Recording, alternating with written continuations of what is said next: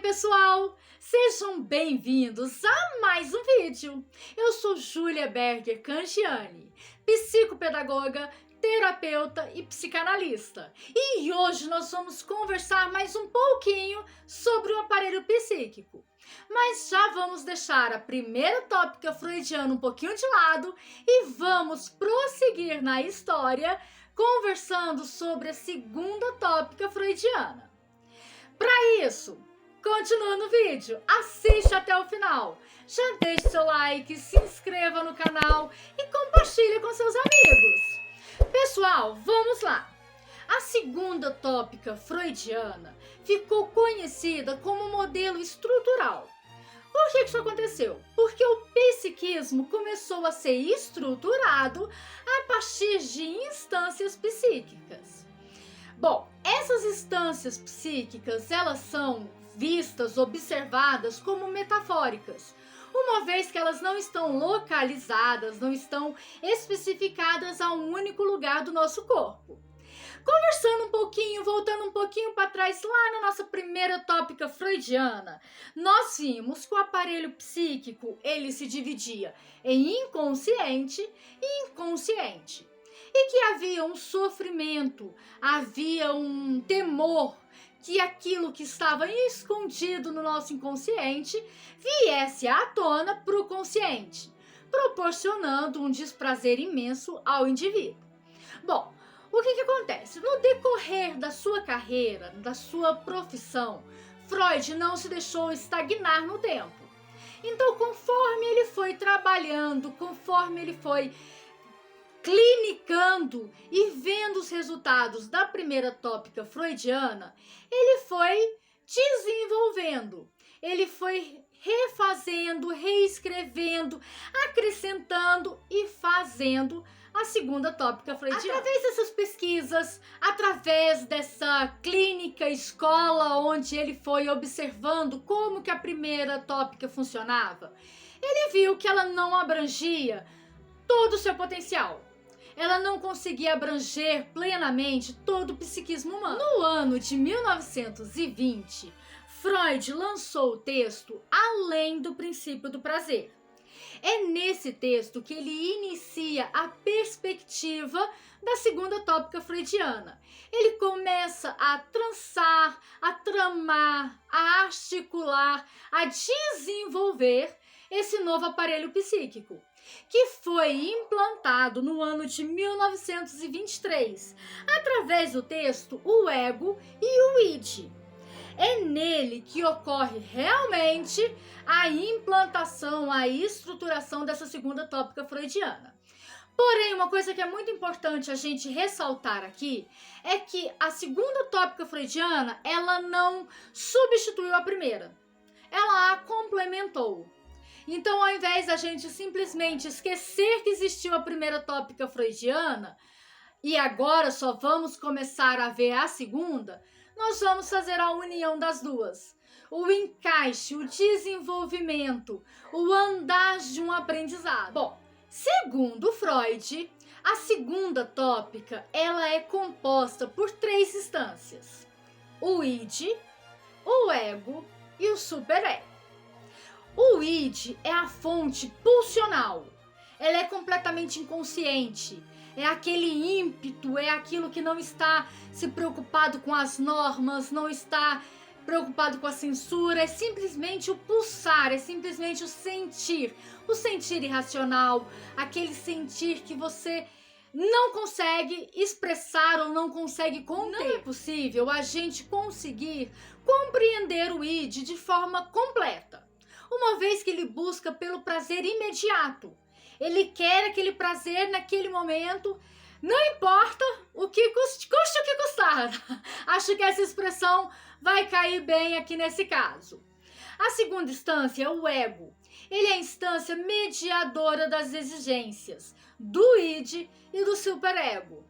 Ele é aquela mãe apaziguadora que quer a paz, que quer o equilíbrio entre seus 2 filhos. Então, desse modo, o ego é o lugar de percepção, é o lugar de sentir, é o lugar de compreender aquilo que se sente, sem as exigências do id tão amplas e sem as severas do superego. O superego é a instância moral do psiquismo. Então é ele que vai ditar as regras. É ele que vai dizer o que deve, o que é certo, o que é errado, o que a censura me permite, a censura dos outros e a censura minha. Aquilo que eu acho que não devo.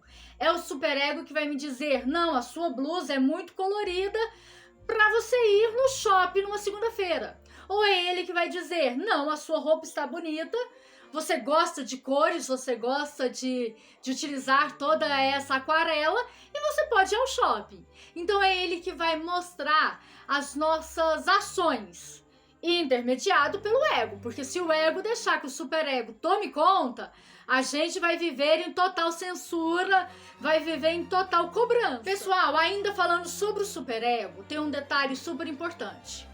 O superego, ele é o herdeiro do complexo de Édipo que nós tínhamos lá na infância.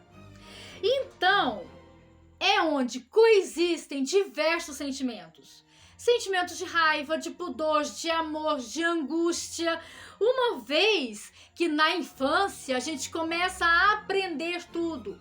Uma vez que o complexo de Édipo, ele nos traz, no caso das meninas, o seu amor incondicional pelo seu pai, e a raiva que sente pela sua mãe por ser sua rival, por trazer aquele sentimento de rivalidade o tempo todo. No caso dos meninos, o seu amor pela sua mãe e a sua disputa com o seu pai, que é seu rival naquele momento, até conseguir entender melhor as situações, até conseguir compreender que os sentimentos, eles não são tão ferro e fogo assim, existem meios termos, existem coexistência de sentimentos. Às vezes o sentimento de ódio, o sentimento de amor, eles coexistem e acabam resultando em um sentimento maior, resultando em um sentimento de aceitação, em um sentimento de compreensão. Pessoal, então vamos dar uma retomada no id, no ego e no superego. O id, totalmente inconsciente. Ele diz respeito apenas ao nosso inconsciente.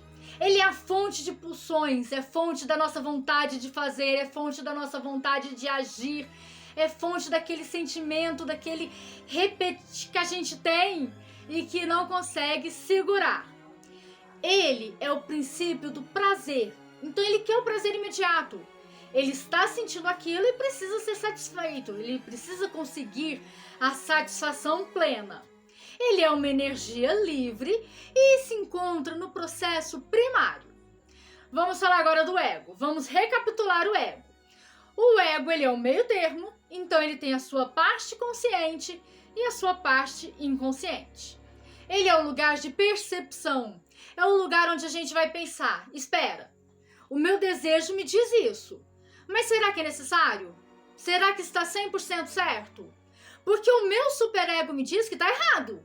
O meu superego repudia, condena e diz que não posso fazer. Mas será? Será que se eu dosar?